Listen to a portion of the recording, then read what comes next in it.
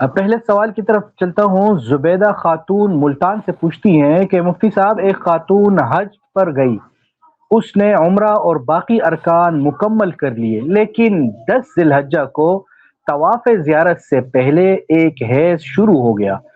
اب اس کے پاس اس کی واپسی کی فلائٹ قریب ہے اور پاک ہونے کے قیام ممکن ہی نہیں۔ ایسی صورت میں وہ خاتون کیا کرے؟ کیا وہ اسی حالت میں طواف کر سکتی ہے یا کوئی اور حل ہے تو بتا دیجیے۔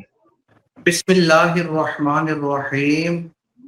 دیکھیے عبد الرحمان صاحب، یہ بہت ہی اہم سوال ہے۔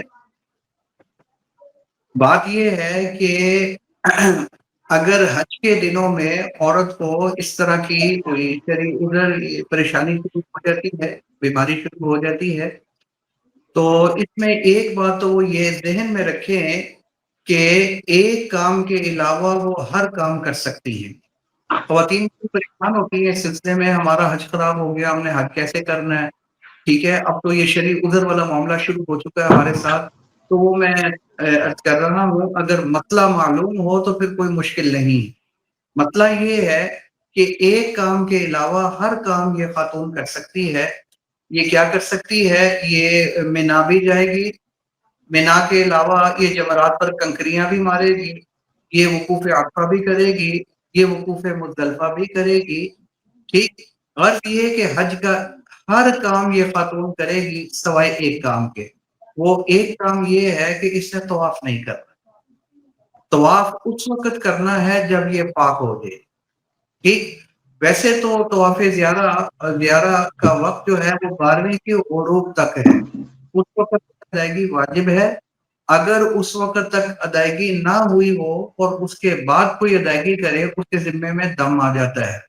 لیکن چونکہ یہ خاتون کا ایک عذر ہے، شرعی عذر ہے، ٹھیک، اس کے قصد کو اس میں دخل نہیں ہے، تو شریعت اس کو یہ چھوٹ دیتی ہے کہ جب تک یہ پاک نہیں ہو جاتی، بھلے 13 کو ہو جائے، 14 کو ہو جائے، 15 کو ہو جائے، جب بھی پاک ہو، اس کو چاہیے کہ یہ غسل کرے، صاف ہو جائے، اور اس کے بعد جا کر طواف زیارہ یہ کر لے گی۔ اگر فلائٹ اس کی قریب ہے تو اس کو کوشش کرنی چاہیے کسی طریقے سے فلائٹ مؤخر ہو جائے۔ دیکھیے خدا نہ خواستہ کوئی بندہ بیمار ہو جاتا ہے اور کوئی پریشانی آ جاتی ہے، کوئی بے ہوشی آ گئی ہے، اسپتال میں داخل ہو گیا ہے، تو اس وجہ سے بھی تو فلائٹ لیٹ کر ہی لیتے ہیں، اس وجہ سے بھی فلائٹ لیٹ کر ہی جائے، کیونکہ یہ طواف ہونا ہے مسجد حرام میں۔ تو اس حالت میں تو عورت کا مسجد میں جانا حرام ہے، تو مسجد حرام میں جانا کیسے جائز ہو جائے گا؟ تو اس کی یہ کوشش کرے کہ اس کو کسی طریقے سے مؤخر کیا جائے۔ تاہم اگر یہ خاتون پھر بھی کوئی سمجھتی ہے کہ فلائٹ لیٹ نہیں ہو رہی ہے، یہ کسی وجہ سے جا کر لیتی ہے، تو طواف زیارہ ادا ہو جائے گا، لیکن اس کیس میں اس کے اوپر بدنہ آئے گا، جو حج کا سب سے بڑا جرمانہ ہے۔ یعنی اونٹ یا گائے دینی پڑے گی اللہ کے راستے میں جرمانے کے طور پر، ٹھیک ہے نا جی، دم کے طور پر دینی پڑے گی۔